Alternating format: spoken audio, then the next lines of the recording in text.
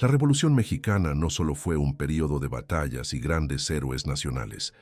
Entre los polvorientos caminos de Guanajuato se esconden historias que nunca llegaron a los libros de historia, testimonios silenciados por el tiempo y el miedo. Hoy les traemos una de esas historias. En los albores de 1910, mientras México se preparaba para una revolución que cambiaría para siempre el destino de la nación, una joven llamada Isabel Fuentes quedó atrapada en un rancho cuyos muros escondían horrores inimaginables. Esta es su historia, reconstruida a partir de cartas, testimonios y documentos que durante más de un siglo permanecieron ocultos. Lo que están a punto de escuchar no es una leyenda ni una invención. Es la cruda realidad de quienes vivieron bajo el yugo de los poderosos en una época donde la justicia era un privilegio, no un derecho. Antes de sumergirnos en esta historia escalofriante, te invito a que te suscribas a La Macabra Historia, el canal donde revelamos los secretos más oscuros del pasado que siguen proyectando sus sombras hasta nuestros días. Historias de personas que sobrevivieron para contarlo, que descubrieron verdades ocultas o que conocieron a quienes protagonizaron eventos que cambiaron vidas para siempre. Si te gustan las historias reales que te mantienen al borde de tu asiento, deja tu like y comparte este video para que estas verdades no contadas lleguen a más personas. Y recuerda, quédate hasta el final, porque los detalles más impactantes de esta historia te dejarán sin aliento. Ahora sí, comencemos con nuestra historia. Guanajuato, 1910. El sol de febrero caía implacable sobre los campos resecos. La tierra rojiza se extendía hasta donde alcanzaba la vista, salpicada por cactus y mezquites que parecían desafiar la escasez de agua. En las afueras de San Miguel de Allende se alzaba imponente el rancho El Amanecer, una extensa propiedad perteneciente a don Sebastián Montero, uno de los hacendados más poderosos y temidos de la región. Isabel Fuentes, una joven de apenas 17 años, observaba el horizonte desde la pequeña ventana de la choza que compartía con su padre enfermo. Su madre había fallecido años atrás, víctima de una epidemia de fiebre que había diezmado a las comunidades indígenas de la zona. Isabel y su padre, Tomás, vivían como muchos otros, trabajando las tierras ajenas, endeudados hasta el alma con el patrón y sin esperanza de libertad. «Padre, he conseguido trabajo en la casa grande», le anunció Isabel aquella tarde. «La cocinera dice que necesitan ayuda con la llegada de los invitados para la fiesta de don Sebastián». Tomás Fuentes, con el rostro surcado por arrugas prematuras y los pulmones destrozados por años de trabajar en la mina antes de llegar al rancho, miró a su hija con preocupación. «Ten cuidado, hija. La casa grande no es lugar para muchachas como tú», tosió con fuerza. «He oído rumores sobre jóvenes que entran a servir y luego desaparecen». Isabel sonrió, acariciando la frente sudorosa de su padre. «Son solo habladurías de la gente, papá. Además, necesitamos el dinero para tu medicina». Lo que Isabel no sabía era que aquellos rumores tenían más de verdad que de fantasía. El rancho El Amanecer escondía secretos oscuros tras sus imponentes muros de adobe y sus elegantes jardines. Al día siguiente, con el primer canto del gallo, Isabel se dirigió hacia la casa grande. El camino serpenteaba entre campos de agave y maíz reseco. A lo lejos, las montañas de la Sierra de Guanajuato se alzaban majestuosas, indiferentes al sufrimiento humano que se desarrollaba a sus pies. La mansión principal del rancho era una construcción impresionante, que mezclaba el estilo colonial español con toques afrancesados, reflejo de la admiración que don Sebastián sentía por todo lo europeo. Columnas de cantera, patios interiores con fuentes de mármol y amplios salones decorados con muebles importados contrastaban brutalmente con las humildes chozas de los peones. «Tú debes ser Isabel», la recibió doña Carmen, la cocinera principal, una mujer robusta de rostro severo pero ojos amables. «Llegas justo a tiempo. Hay mucho que hacer antes de que lleguen los invitados de Ciudad de México». Isabel asintió, siguiendo a doña Carmen hacia las cocinas. Durante las siguientes horas, aprendió las rutinas de la casa, los gustos de la familia Montero y, sobre todo, las reglas no escritas. Nunca, bajo ninguna circunstancia, subas al tercer piso, le advirtió doña Carmen en un susurro. Y si escuchas algo durante la noche, lo que sea, haz como que no has oído nada. Aquí los oídos sordos viven más. Isabel no entendió entonces el significado completo de aquella advertencia, pero pronto lo haría. Esa misma tarde, mientras limpiaba uno de los salones, Isabel se encontró cara a cara con don Sebastián Montero, alto, de complexión fuerte, a pesar de sus 50 y tantos años, con un bigote cuidadosamente recortado y ojos oscuros que parecían penetrar hasta el alma. «Así que tú eres la nueva sirvienta», dijo, evaluándola de arriba abajo con una mirada que hizo que Isabel sintiera un escalofrío. «¿Cómo te llamas, muchacha?» «Isabel Fuentes, patrón», respondió ella, bajando la mirada como le habían enseñado. «Isabel», repitió él como saboreando el nombre. «Bienvenida a El Amanecer. Espero que sepas seguir las reglas de mi casa». Antes de que Isabel pudiera responder, la conversación fue interrumpida por la llegada de doña Lucía, la esposa de don Sebastián. Una mujer hermosa, pero de aspecto frágil, con una palidez enfermiza y ojos que reflejaban una profunda tristeza. «Sebastián, los Mendoza han confirmado su asistencia», dijo con voz monótona, ignorando por completo la presencia de Isabel. «Excelente», respondió él, apartando finalmente su mirada de Isabel. «Asegúrate de que todo esté perfecto para su llegada». Los días siguientes transcurrieron en un frenesí de preparativos. La mansión bullía de actividad con la llegada de músicos, cajas de licores importados y exquisiteces gastronómicas. Isabel trabajaba desde el amanecer hasta bien entrada la noche, apenas teniendo tiempo para visitar a su padre enfermo. La noche de la fiesta llegó finalmente. Carruajes elegantes comenzaron a aparecer por el camino principal, trayendo a lo más selecto de la sociedad guanajuatense y capitalina. Políticos, hacendados, militares de alto rango, todos aquellos que constituían el círculo de poder que sostenía al régimen de Porfirio Díaz. Isabel, vestida con un uniforme negro y delantal blanco impecable, servía copas de champán francés a los invitados. Observaba fascinada los vestidos de las damas, las joyas que relucían bajo la luz de los candelabros, las risas despreocupadas de quienes nunca habían conocido el hambre o el miedo. Fue entonces cuando lo vio por primera vez. Un joven de unos 20 años, alto y de porte distinguido, pero con una mirada diferente a la de los demás invitados. No había en sus ojos la altivez característica de los ricos, sino una cierta melancolía, una conciencia que parecía fuera de lugar en aquel ambiente de frivolidad. «Disculpa», le dijo a Isabel cuando ella le ofreció una copa. «¿Podrías indicarme dónde está la biblioteca? Necesito un momento de tranquilidad». «Al final del pasillo a la derecha, señor», respondió ella, sorprendida por la amabilidad en su tono. «Gracias. Y, por favor, llámame Miguel». «No soy mucho mayor que tú como para que me trates de señor», Isabel asintió ruborizada antes de continuar con su trabajo. No sabía entonces que aquel breve encuentro con Miguel Álvarez, sobrino de uno de los invitados y estudiante de Derecho en la capital, cambiaría el curso de su vida.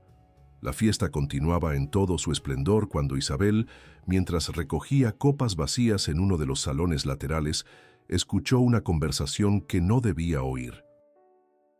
«Todo está listo para el envío», decía la voz inconfundible de don Sebastián. «Las muchachas serán transportadas mañana por la noche». «¿Estás seguro de que no habrá problemas?», preguntó otra voz masculina que Isabel no reconoció. «Los rumores sobre levantamientos en el norte están aumentando. Dicen que Madero está ganando apoyo». Don Sebastián soltó una carcajada despectiva. «¿Madero? Ese idealista no durará ni un mes si se atreve a desafiar a don Porfirio». «No, amigo mío, nuestro negocio está más seguro que nunca. Y estas mercancías Nos reportarán beneficios extraordinarios en los burdeles de la capital. Isabel contuvo la respiración, paralizada por el miedo. ¿Estaban hablando de personas, de muchachas como ella?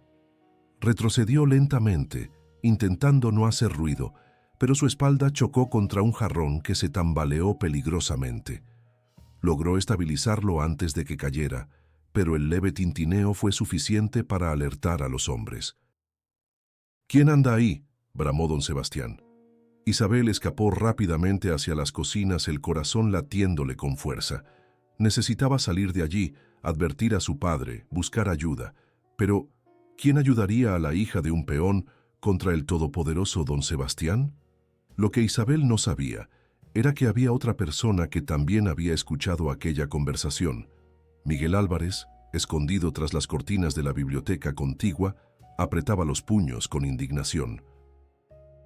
El joven estudiante, simpatizante de las ideas revolucionarias que comenzaban a agitar el país, acababa de encontrar la prueba que necesitaba sobre los oscuros negocios de la élite porfiriana. Esa noche, mientras la fiesta continuaba, dos destinos se entrelazaron sin saberlo, unidos por un secreto que pondría en peligro sus vidas y revelaría la verdadera naturaleza del rancho El Amanecer. La madrugada encontró a Isabel incapaz de conciliar el sueño. Las palabras que había escuchado durante la fiesta resonaban en su mente como un eco siniestro. ¿Qué clase de mercancías transportaban? ¿Y quiénes eran esas muchachas que mencionaba don Sebastián? Con las primeras luces del alba, Isabel se apresuró a visitar a su padre antes de regresar a sus labores en la casa grande. «Papá, creo que deberíamos irnos de aquí», le dijo mientras le ayudaba a tomar su medicina. «He oído cosas terribles sobre el patrón». Tomás Fuentes estudió el rostro preocupado de su hija.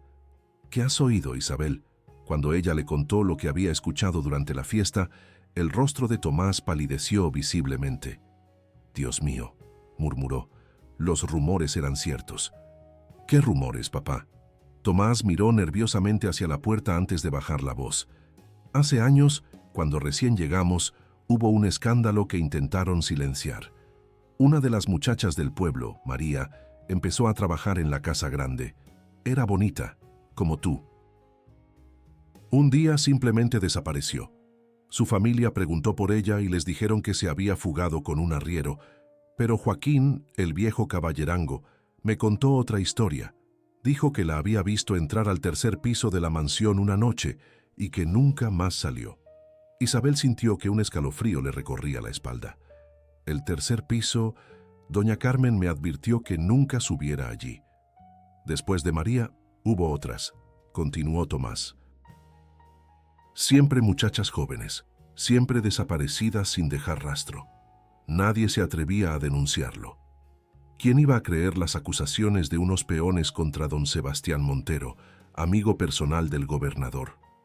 Isabel apretó los puños. «Debemos hacer algo, papá. ¿Qué podemos hacer nosotros, hija? Somos nadie. Si intentamos hablar, nos matarán. O peor aún, te llevarán a ti también». La conversación fue interrumpida por el sonido de cascos de caballo aproximándose. Isabel se asomó cautelosamente por la ventana y vio a uno de los capataces del rancho. «Isabel Fuentes», gritó el hombre. «Doña Lucía te reclama inmediatamente en la casa grande». «Ve», le dijo su padre, apretando su mano. «Pero ten los ojos bien abiertos y no confíes en nadie». Con el corazón encogido, Isabel regresó a la mansión. La fiesta de la noche anterior había dejado un rastro de desorden que las sirvientas se afanaban en limpiar. Pero para sorpresa de Isabel, no fue llevada a las cocinas ni a los salones, sino directamente al dormitorio de doña Lucía.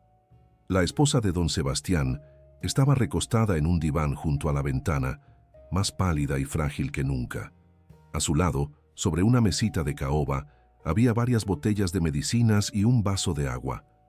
«Acércate, muchacha», ordenó doña Lucía con voz débil. Isabel obedeció, manteniendo la mirada baja. «Mi doncella personal ha caído enferma», dijo la señora. «A partir de hoy, Tú te encargarás de mis necesidades. Me ayudarás a vestirme, peinarme y me acompañarás cuando lo requiera. Isabel no podía creer su suerte o su desgracia. Por un lado, estar cerca de la señora de la casa podría darle acceso a información valiosa. Por otro, la pondría directamente bajo la mirada vigilante de don Sebastián. Sí, señora, respondió. Haré lo mejor que pueda. Bien, ahora ayúdame a levantarme. Quiero dar un paseo por el jardín antes de que el calor sea insoportable. Mientras ayudaba a doña Lucía a vestirse, Isabel notó las marcas, moretones en diferentes estados de curación, algunos amarillentos, otros de un púrpura reciente, mancillaban la piel blanca de la señora. Doña Lucía captó su mirada. El precio del matrimonio, niña, dijo con una sonrisa amarga. Recuérdalo cuando algún joven te prometa el cielo y las estrellas. Durante los días siguientes, Isabel se convirtió en la sombra de doña Lucía. Aprendió que la señora vivía prácticamente recluida en sus habitaciones, medicada constantemente con láudano que la mantenía en un estado de semisueño permanente. También descubrió que su matrimonio con don Sebastián era una fachada. Él apenas la visitaba, excepto cuando necesitaba mantener las apariencias frente a invitados importantes. Fue durante uno de los paseos por el jardín cuando Isabel volvió a encontrarse con Miguel Álvarez. El joven estudiante no había regresado a la capital con los demás invitados, sino que se hospedaba en el rancho como huésped de honor. «Buenos días, doña Lucía», saludó cortésmente Miguel, inclinando ligeramente la cabeza. Luego dirigió una mirada significativa a Isabel. «Señorita». «Joven Álvarez», respondió doña Lucía con más animación de la que Isabel le había visto mostrar hasta entonces. ¿Está disfrutando de su estancia en el amanecer? Es un lugar revelador, respondió él enigmáticamente. Aunque confieso que echo de menos las bibliotecas de la capital. La historia me fascina, especialmente la que no aparece en los libros oficiales. Isabel captó el doble sentido de sus palabras. ¿Acaso él también sospechaba algo?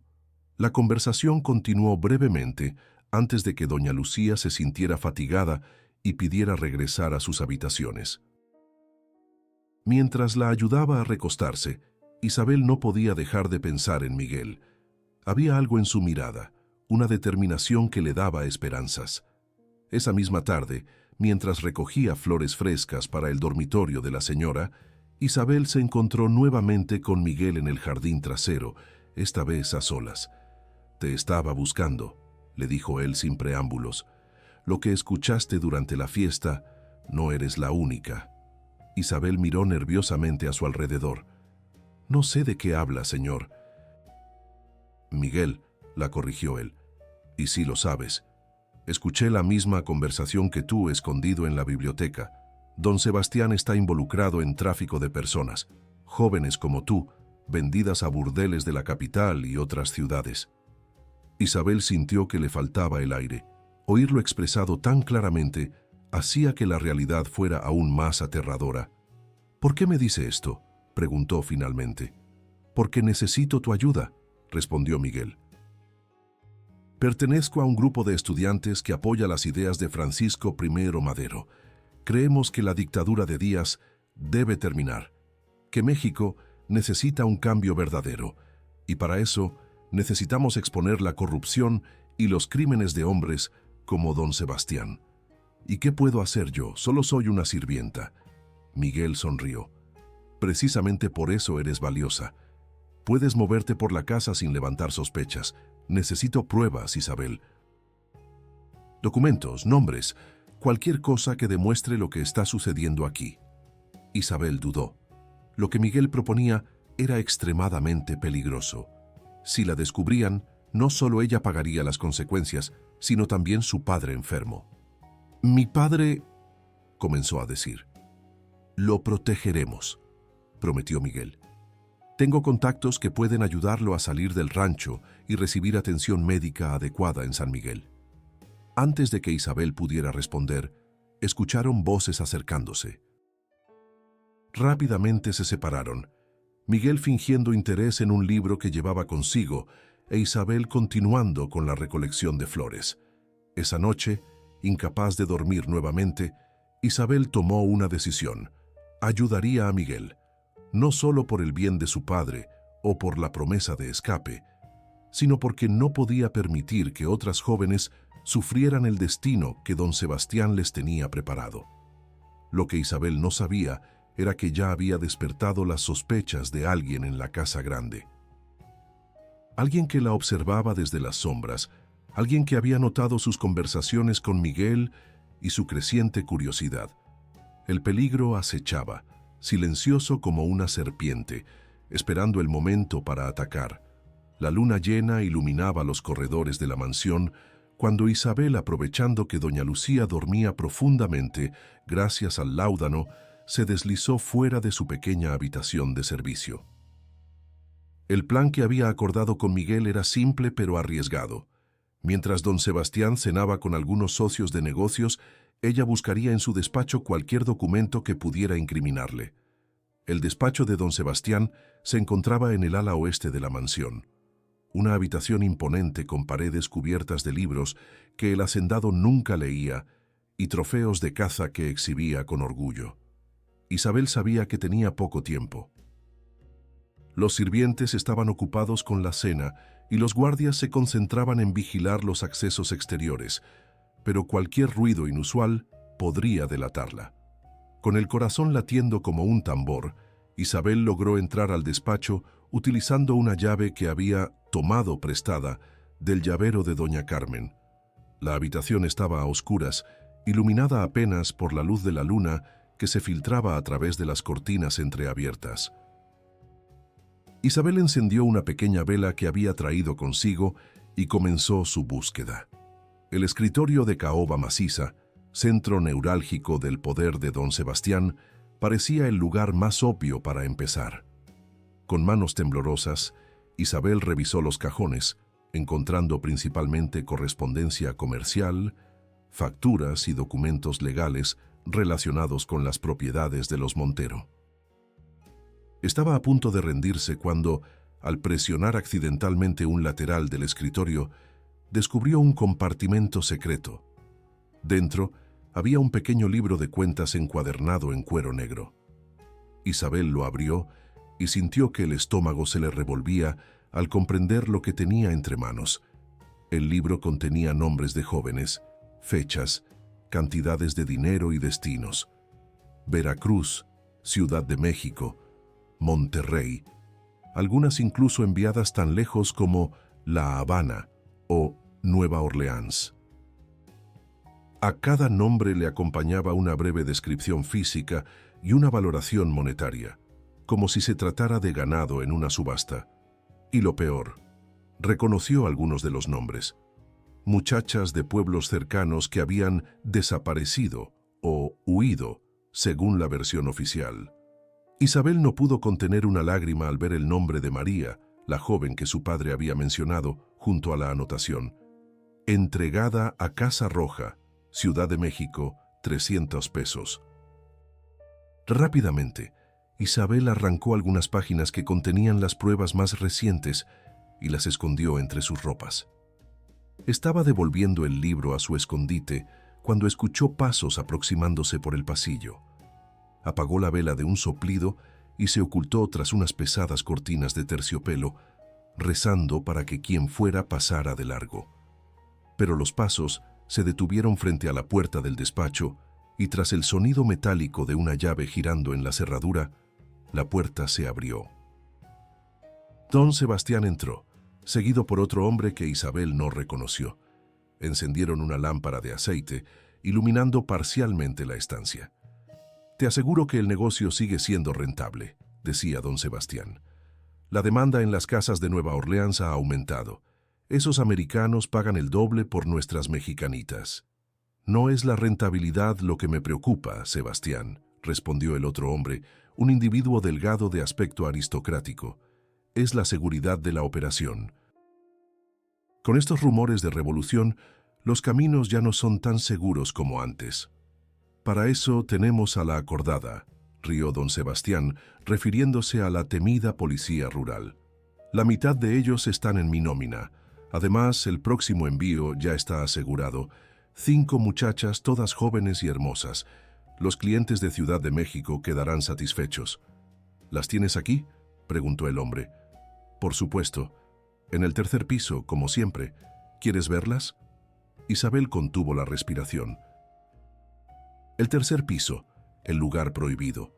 Ahora entendía por qué nadie debía subir allí. Quizás más tarde, respondió el hombre. Primero, hablemos de dinero. Durante lo que pareció una eternidad, Isabel permaneció inmóvil tras las cortinas mientras los hombres discutían porcentajes, rutas y sobornos. Finalmente, decidieron salir para revisar la mercancía en el tercer piso. Una vez sola, Isabel salió de su escondite y se apresuró hacia la puerta, pero antes de salir, algo llamó su atención. Sobre el escritorio había quedado un pequeño juego de llaves que don Sebastián había sacado durante la conversación. Sin pensarlo 2 veces, Isabel las tomó. Si aquellas llaves abrían las puertas del tercer piso, podrían ser la única esperanza para las jóvenes prisioneras. Salió sigilosamente del despacho y en lugar de regresar a su habitación, se dirigió hacia la escalera principal. Debía encontrar a Miguel, mostrarle las pruebas que había conseguido y, sobre todo, contarle sobre las muchachas cautivas en el tercer piso. Pero al doblar una esquina, se encontró cara a cara con Rodolfo, el capataz principal de don Sebastián, un hombre brutal conocido por su crueldad hacia los peones. «¿Qué haces aquí a estas horas, muchacha?», preguntó con suspicacia. «Doña Lucía me envió a buscar su medicina», improvisó Isabel. «Está sufriendo uno de sus dolores de cabeza». Rodolfo la estudió con ojos entrecerrados. «La medicina de la señora está en su habitación, no en esta parte de la casa». Isabel sintió que el pánico la invadía. «Yo me perdí. Aún no conozco bien la mansión». «¿Y qué es eso que escondes bajo tu rebozo?», preguntó, avanzando hacia ella. Isabel retrocedió instintivamente. «Nada, señor. Solo mi pañuelo». Rodolfo extendió su mano. «Muéstramelo». En ese momento crítico, una voz interrumpió la escena. «Ah, Isabel, aquí estás». «Doña Lucía te está buscando». Era Miguel apareciendo como por arte de magia en el momento exacto. Su rostro mostraba una serenidad que contrastaba con la tensión del momento. Rodolfo miró a Miguel con desconfianza. «Señor Álvarez, no sabía que estaba tan familiarizado con los sirvientes». Miguel sonrió diplomáticamente.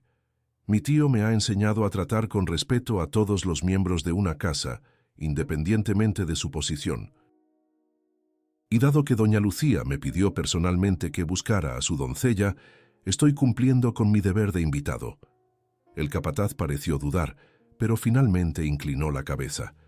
«Como usted diga, señor, pero estas no son horas para que la servidumbre ande vagando por la casa». «Lo tendré en cuenta», respondió Miguel, tomando suavemente el brazo de Isabel. «Vamos, no hagamos esperar más a la señora». Una vez lejos de Rodolfo, Miguel condujo rápidamente a Isabel hacia un pequeño almacén vacío. «¿Qué sucede?», preguntó en voz baja. «Te vi salir del despacho de don Sebastián». Isabel, temblando de miedo y emoción, le mostró las páginas que había robado y le contó lo que había escuchado. «Dios mío», murmuró Miguel, al examinar los documentos bajo la luz de una pequeña lámpara. «Esto es peor de lo que imaginábamos. No solo es tráfico de mujeres, sino una red que se extiende hasta Estados Unidos». «Hay más», dijo Isabel, mostrándole las llaves. «Tienen a 5 muchachas prisioneras en el tercer piso. Van a enviarlas pronto, quizás mañana mismo». Miguel apretó los puños con indignación. «Debemos liberarlas». «¿Cómo? La casa está llena de guardias y don Sebastián está allí ahora mismo con su socio». «No podemos hacerlo solos», reconoció Miguel. «Pero tengo amigos en San Miguel, revolucionarios que no dudarían en ayudarnos una vez que sepan lo que está sucediendo aquí». «¿Pueden llegar a tiempo? Si cabalgamos ahora mismo hacia San Miguel, podríamos traerlos antes del amanecer». Isabel sintió que un abismo se abría ante ella. «¿Ahora mismo? Pero... mi padre. No puedo dejarlo aquí, vulnerable a la venganza de don Sebastián, si descubren mi ausencia. Miguel pensó rápidamente. Escucha, este es el plan. Yo iré a San Miguel a buscar ayuda. Tú regresa con doña Lucía como si nada hubiera pasado. Mañana temprano busca a tu padre y llévalo al viejo molino abandonado que está cerca del río. Mis compañeros y yo llegaremos al amanecer. Isabel dudó. ¿Y las muchachas del tercer piso? No podemos esperar hasta mañana. Si intentamos liberarlas ahora, nos atraparán a todos, respondió Miguel con pesar. Nuestra única oportunidad es reunir suficientes hombres para enfrentar a los guardias de don Sebastián. Con el corazón encogido, Isabel asintió. Sabía que Miguel tenía razón, pero la idea de dejar a esas jóvenes una noche más en aquel infierno le resultaba insoportable. «Ten cuidado», le dijo Miguel, tomando sus manos entre las suyas, «y guarda estas pruebas en un lugar seguro». Isabel asintió, guardando los documentos y las llaves en un pequeño bolsillo cosido en el interior de su falda. Tras una última mirada cargada de determinación compartida, se separaron. Miguel se dirigió hacia los establos, mientras Isabel regresaba a las habitaciones de doña Lucía, rogando que su ausencia no hubiera sido notada. Para su alivio, la señora seguía profundamente dormida. Isabel se sentó junto a la ventana, contemplando la luna que iluminaba los campos de Guanajuato, y esperó. Las horas pasaron con una lentitud agónica, mientras su mente oscilaba entre la esperanza y el terror. Lo que Isabel no sabía era que Rodolfo, el capataz, no había quedado satisfecho con la explicación de Miguel. Sospechando algo, había seguido discretamente al joven estudiante y lo había visto dirigirse a los establos en plena noche. Inmediatamente fue a informar a don Sebastián. «No cambies de canal. Estamos a punto de revelar los secretos más oscuros del rancho El Amanecer y el destino de Isabel». Si te está gustando esta historia, no olvides suscribirte a La Macabra Historia y dar like a este video para que más personas puedan conocer estas verdades ocultas. Recuerda que cada semana traemos nuevas historias reales que te dejarán sin aliento. Continúa con nosotros, porque lo mejor está por venir. Las primeras luces del alba encontraron a Isabel en un estado de nerviosismo extremo. La noche había transcurrido sin incidentes, pero cada crujido de la antigua mansión, cada sombra proyectada por la luz de la luna, la había sobresaltado. ¿Habría llegado Miguel a San Miguel? ¿Estaría ya de regreso con ayuda? ¿Seguirían las jóvenes prisioneras en el tercer piso? Con las manos temblorosas, ayudó a doña Lucía a vestirse como cada mañana. La señora parecía más lúcida que de costumbre, como si hubiera disminuido su dosis de láudano. «Estás pálida, niña», observó doña Lucía mientras Isabel le cepillaba el cabello. «¿Te encuentras bien?» «Sí, señora», mintió Isabel. «Solo estoy un poco cansada». Doña Lucía la estudió a través del espejo. «Hay algo diferente en ti hoy. Tus ojos parecen los de alguien que ha visto demasiado». Isabel desvió la mirada, temiendo que la perspicaz señora pudiera leer sus pensamientos. «No sé a qué se refiere, señora». Para su sorpresa, doña Lucía tomó su mano. «Ten cuidado, Isabel. Esta casa tiene ojos y oídos en todas partes, y mi esposo, él no perdona a quienes se cruzan en su camino». Antes de que Isabel pudiera responder, la puerta de la habitación se abrió bruscamente.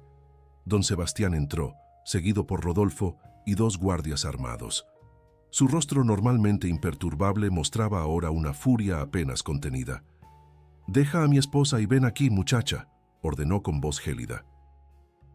Isabel sintió que las piernas le flaqueaban, pero obedeció, manteniéndose tan serena como pudo. «¿Qué sucede, Sebastián?», preguntó doña Lucía, incorporándose con dificultad. «Nada que deba preocuparte, querida», respondió él sin mirarla. «Solo estoy ocupándome de una pequeña infidelidad». Don Sebastián se acercó a Isabel hasta que su rostro quedó a centímetros del suyo. «¿Dónde está?», preguntó en un susurro amenazador. «¿Quién, señor?», respondió Isabel esforzándose por mantener firme su voz. «No juegues conmigo», gruñó él. El joven Álvarez desapareció anoche, y casualmente, uno de nuestros mejores caballos también. Rodolfo los vio juntos. El corazón de Isabel dio un vuelco. Habían descubierto a Miguel. No sé nada de eso, señor. El señor Álvarez me pidió indicaciones para encontrar a doña Lucía, eso es todo. Don Sebastián sonrió, una sonrisa que no llegó a sus ojos. «Regístrala», ordenó a Rodolfo. Isabel retrocedió instintivamente, pero los guardias la sujetaron por los brazos mientras el capataz la registraba sin ningún miramiento. Para su horror, encontró rápidamente el bolsillo secreto en su falda. «Mire lo que tenemos aquí», dijo Rodolfo, extrayendo las páginas robadas del libro de cuentas y las llaves. Don Sebastián examinó los documentos, su rostro enrojeciéndose de ira con cada página que leía. «¿Tienes idea de lo que has hecho?», preguntó finalmente, su voz peligrosamente baja. Isabel, sabiendo que ya no tenía nada que perder, levantó la mirada y le enfrentó directamente. «Sí, señor, he descubierto la verdad sobre usted y su negocio de esclavitud». El golpe llegó tan rápido que Isabel apenas lo vio venir. La mano de don Sebastián impactó contra su mejilla con tal fuerza que la tiró al suelo. El sabor metálico de la sangre invadió su boca. «Sebastián, por Dios», exclamó doña Lucía, intentando intervenir. «Tú cállate», rugió él, empujándola de vuelta a la cama. «Esto es tu culpa, tú y tu estúpida compasión por estos animales». Volviéndose hacia los guardias ordenó: «Llévensela al tercer piso. Ya que tanta curiosidad tiene por lo que hay allí, puede unírseles. Será la primera del próximo envío». «No, por favor», suplicó doña Lucía aferrándose al brazo de su esposo. «Es solo una niña, déjala ir». Don Sebastián se soltó bruscamente. «Ya basta, Lucía. Vuelve a tus medicinas y déjame manejar esto». Mientras los guardias arrastraban a Isabel fuera de la habitación, ella gritó: «¡Mi padre! Por favor, no le hagan daño a mi padre». «Tu padre tendrá el destino que merece», fue la fría respuesta de don Sebastián. Isabel fue conducida a través de pasillos y escaleras hasta el misterioso tercer piso. A diferencia del resto de la mansión, lujosamente decorada, esta zona parecía deliberadamente austera. Un largo corredor con varias puertas cerradas, iluminado apenas por pequeñas ventanas enrejadas. Rodolfo abrió una de las puertas y empujó a Isabel al interior con tal fuerza que cayó de rodillas. «Disfruta de tu nueva habitación», se burló antes de cerrar y asegurar la puerta. La habitación era pequeña y desprovista de muebles, excepto por un camastro desvencijado y un cubo que servía como retrete. La única luz provenía de una estrecha ventana demasiado alta para alcanzar y protegida por gruesos barrotes de hierro. «¿Estás bien?», preguntó una voz suave. Isabel se giró sobresaltada. En un rincón, sentada sobre el suelo, había una joven no mucho mayor que ella, de largo cabello negro y ojos asustados. «Soy Esperanza», dijo la joven, «y tú debes ser la nueva». Isabel se incorporó lentamente. «Me llamo Isabel. ¿Cuánto tiempo llevas aquí?» «3 días», respondió Esperanza. «Nos trajeron a todas esta semana. Yo trabajaba en la tienda de abarrotes en San Miguel cuando don Sebastián me ofreció un trabajo como sirvienta. Dijo que pagaría bien, lo suficiente para ayudar a mi familia». Isabel sintió una punzada de rabia y compasión. «¿Hay más chicas aquí?», Esperanza asintió. «3 más en otras habitaciones. Nos sacan solo para lavarnos y alimentarnos, siempre vigiladas. Esta noche nos llevarán». «¿A dónde?». «No lo sé exactamente». «Escuché a los guardias hablar sobre Ciudad de México y burdeles». Isabel cerró los ojos, intentando controlar el pánico que amenazaba con ahogarla. Miguel era su única esperanza ahora. Si había logrado llegar a San Miguel, si había conseguido reunir a sus compañeros revolucionarios, quizás tendrían una oportunidad. «Vamos a salir de aquí», dijo con más convicción de la que sentía. «Hay gente que viene a ayudarnos». Esperanza la miró con una mezcla de esperanza y escepticismo. ¿De verdad? ¿Quién? Amigos, personas que luchan contra hombres como don Sebastián. Solo tenemos que resistir hasta que lleguen. Las horas pasaron con agonizante lentitud. A través de la pequeña ventana, Isabel observaba el sol descender hacia el horizonte, tiñendo de naranja y rojo los campos de Guanajuato. El tiempo se agotaba. Al atardecer, escucharon movimiento en el pasillo, voces masculinas, órdenes secas, puertas abriéndose y cerrándose. «Vienen por nosotras», susurró Esperanza aterrada. Isabel apretó su mano. «Pase lo que pase, no te separes de mí». La puerta se abrió y Rodolfo apareció, flanqueado por 2 guardias. «Es hora de un baño, señoritas. No queremos enviar mercancía sucia». Fueron conducidas, junto con las otras 3 jóvenes, a una habitación habilitada como baño comunal. Grandes tinas de agua tibia esperaban, junto con jabones y ropas limpias cuidadosamente dobladas. «Tienen 10 minutos», anunció Rodolfo. «Y no intenten nada estúpido. Hay guardias en todas las puertas». Una vez solas, Isabel examinó rápidamente a las otras cautivas. Todas jóvenes, todas asustadas, todas arrancadas de sus hogares con falsas promesas. Se presentaron en susurros: Carmen, Dolores y Pilar. Ninguna mayor de 20 años. «Escuchen», murmuró Isabel mientras se lavaban. «Hay un plan para rescatarnos. Cuando nos lleven abajo, debemos estar atentas. Si ven una oportunidad de escapar, tómenla». «¿Y si nos atrapan?», preguntó Pilar, la más joven del grupo. «No pueden hacernos nada peor de lo que ya planean», respondió Isabel con amargura. Cuando terminaron de asearse y vestirse con las ropas proporcionadas, vestidos sencillos pero de mejor calidad que los que normalmente usarían, fueron escoltadas de regreso al pasillo. Pero en lugar de devolverlas a sus celdas, Rodolfo las condujo hacia la planta baja. «Don Sebastián quiere verte», le dijo a Isabel, separándola del grupo. «Las demás irán al comedor a comer algo antes del viaje». Isabel fue llevada al despacho de don Sebastián. El hacendado la esperaba de pie junto a la ventana, contemplando la puesta de sol con una copa de brandy en la mano. «¿Sabes?», dijo sin volverse, «podría haberte matado por lo que hiciste, robar mis documentos, conspirar con ese estudiante revolucionario. Son ofensas graves». Isabel permaneció en silencio, negándose a mostrar miedo. «Pero soy un hombre de negocios», continuó don Sebastián, girándose finalmente para mirarla.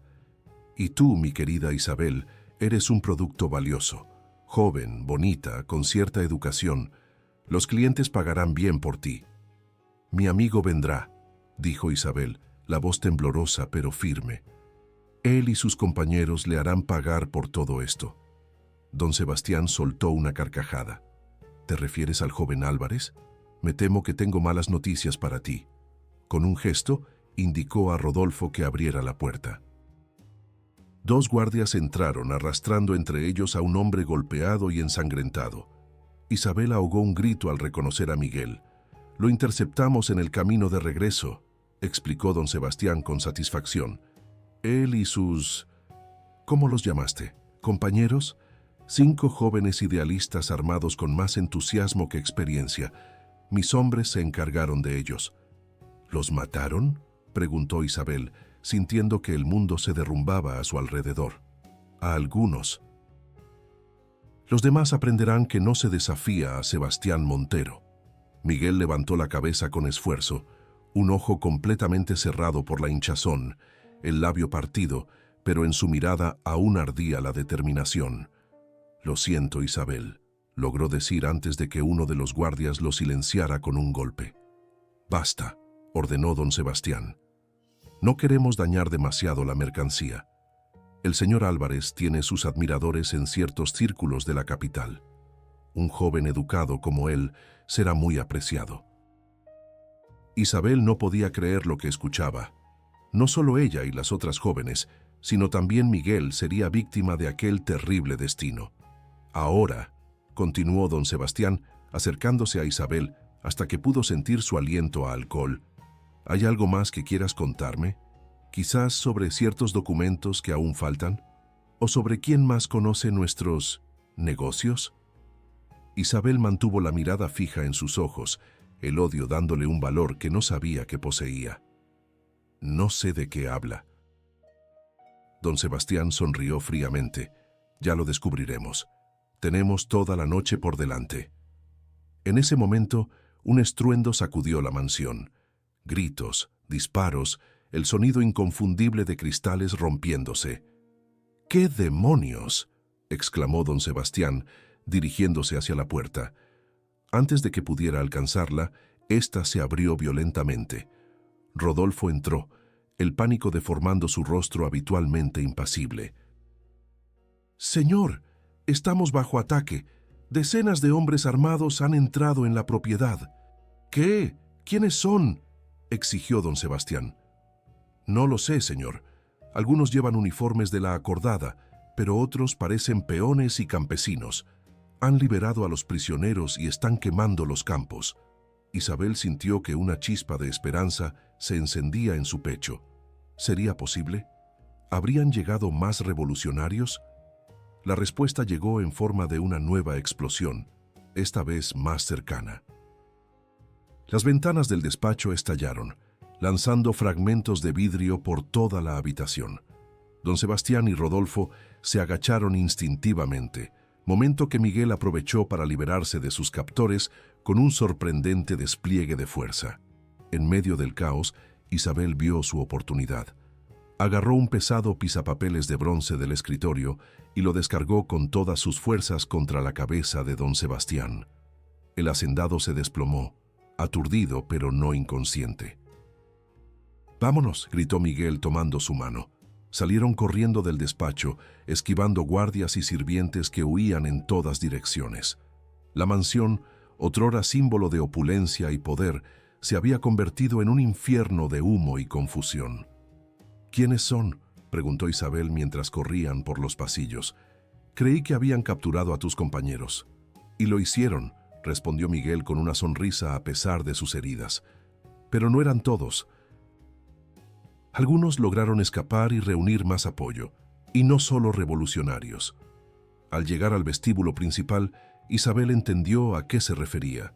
Entre los hombres armados que ahora controlaban la entrada, reconoció a varios peones del rancho, incluido el viejo Joaquín, el caballerango que había hablado con su padre sobre las desapariciones. También había soldados con uniformes de la acordada, pero algo en sus rostros le dijo que no estaban allí oficialmente. —¡Isabel! —gritó una voz familiar. —¡Papá! —exclamó ella corriendo hacia Tomás Fuentes, que avanzaba apoyado en un bastón improvisado. —Estás viva —sollozó su padre, abrazándola con fuerza. Cuando vinieron por mí esta mañana, pensé que nunca volvería a verte. —¿Quién vino por ti? —preguntó Isabel confundida. —Yo —respondió una voz femenina. Isabel se giró para encontrarse con doña Lucía. La esposa de don Sebastián ya no parecía la mujer frágil y medicada que conocía. Había una nueva determinación en su mirada. Cuando Sebastián ordenó llevarte al tercer piso, supe que ya no podía seguir siendo cómplice con mi silencio, explicó doña Lucía. Hace años que sé lo que sucede en esta casa, lo que mi esposo hace con esas pobres muchachas, pero el miedo y las drogas que me daba para mantenerme dócil me impidieron actuar. Hasta hoy. Doña Lucía envió un mensaje a mi tío en San Miguel, continuó Miguel. Él es capitán de la acordada, pero hace tiempo que sospecha de las actividades de don Sebastián. Solo necesitaba pruebas y un motivo oficial para intervenir. Y yo se los di, añadió doña Lucía. Mi testimonio, junto con los documentos que ustedes encontraron, fue suficiente para que mi cuñado reuniera a hombres de confianza y viniera. Los peones del rancho, al saber que finalmente habría justicia, se unieron a la causa. Un estruendo cercano les recordó que el peligro aún no había pasado. «Debemos salir de aquí», urgió Miguel.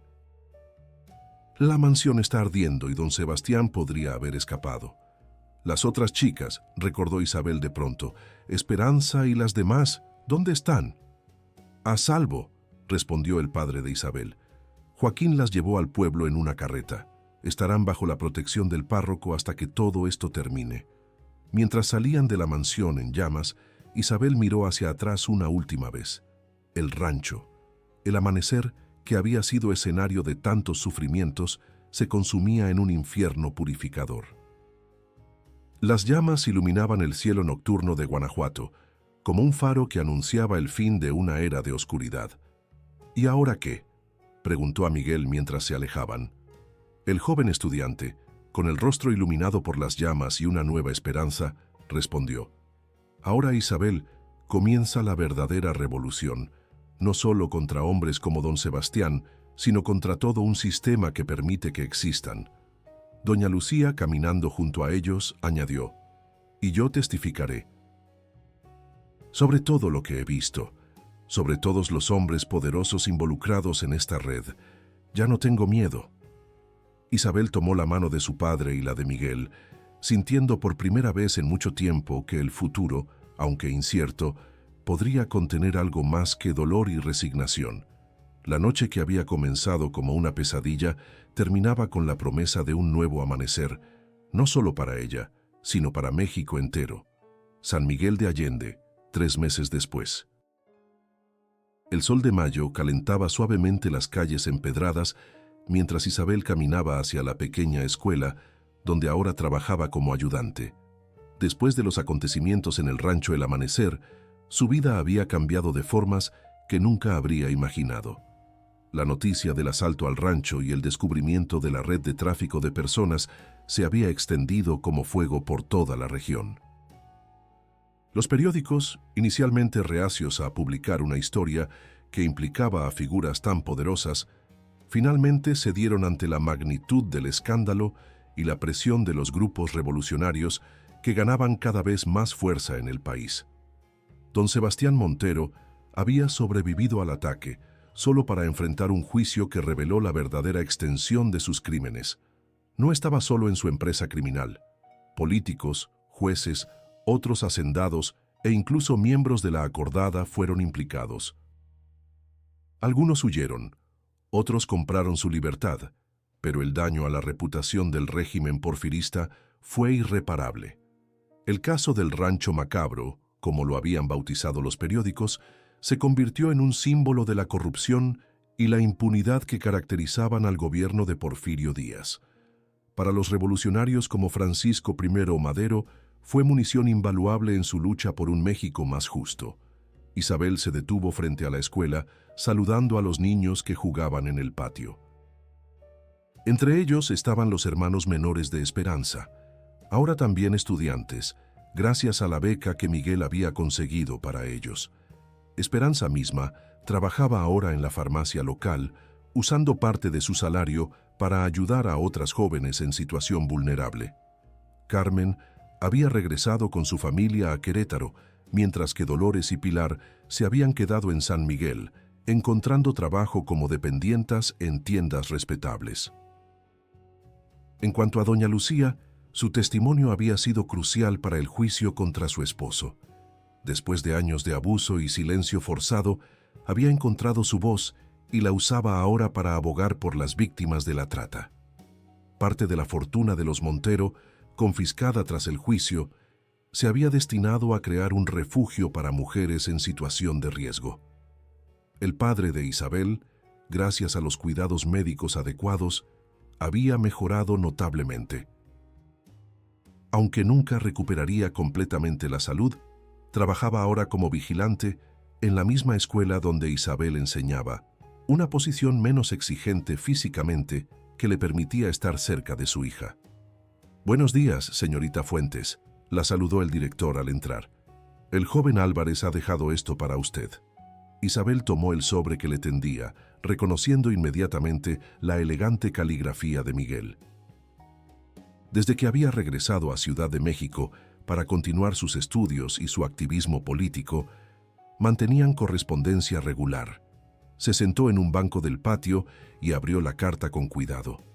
«Mi querida Isabel, las noticias que llegan de Ciudad de México son esperanzadoras. Madero gana apoyo cada día que pasa y el descontento con Díaz crece incluso entre quienes antes lo apoyaban incondicionalmente.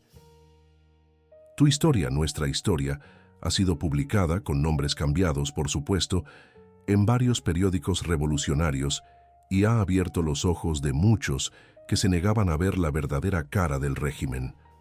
Pero lo más importante, los supervivientes de otras casas como la de don Sebastián están comenzando a hablar.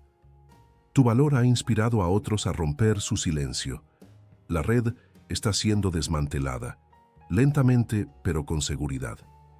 Regresaré a San Miguel el próximo mes. Hay mucho de qué hablar, planes que hacer. El México que soñamos, libre de hombres como don Sebastián y del sistema que los protege, está más cerca cada día. Con afecto y admiración, Miguel. Isabel sonrió, guardando la carta cerca de su corazón. Había días en que las pesadillas sobre el rancho El Amanecer aún la despertaban, días en que el recuerdo del miedo y la impotencia amenazaba con ahogarla. Pero luego recordaba que su historia, por dolorosa que fuera, había ayudado a cambiar las cosas, a salvar a otras jóvenes de un destino similar. Al entrar en el aula donde la esperaban sus pequeños alumnos, Isabel pensó en todas las vidas entrelazadas por aquellos terribles acontecimientos, en cómo a veces de la oscuridad más profunda podía surgir una luz inesperada. El dolor no había desaparecido, las cicatrices permanecerían, pero también lo haría la certeza de que su voz, una vez silenciada, ahora formaba parte de un coro cada vez más fuerte que exigía justicia. El México de 1910 estaba al borde de una revolución que cambiaría para siempre el destino de la nación. Y en un pequeño rincón de Guanajuato, la historia de una joven prisionera en un rancho macabro había contribuido, a su manera, a encender la chispa del cambio. Mientras el sol iluminaba el aula a través de las ventanas abiertas, Isabel Fuentes comenzó su lección del día. No solo enseñaba letras y números a sus alumnos, les enseñaba que incluso en los momentos más oscuros, la verdad y el coraje podían prevalecer, que ninguna injusticia, por antigua o poderosa que fuera, estaba destinada a durar para siempre, y esa, quizás, era la lección más importante de todas. Y así concluye la historia de Isabel Fuentes y el rancho macabro de Guanajuato, una historia real que nos recuerda la importancia de alzar nuestras voces contra la injusticia, sin importar lo poderosos que sean quienes la cometen. Si te ha gustado esta historia, no olvides suscribirte a La Macabra Historia para no perderte nuestros próximos relatos. Deja tu like y comparte este video para que estas verdades no contadas lleguen a más personas. ¿Conoces alguna historia similar que merezca ser revelada? Déjala en los comentarios, porque la memoria histórica es nuestra mejor arma contra la repetición de estos horrores. Gracias por acompañarnos en este viaje al oscuro pasado de México. Recuerda que conocer nuestra historia es el primer paso para construir un futuro mejor. Hasta la próxima.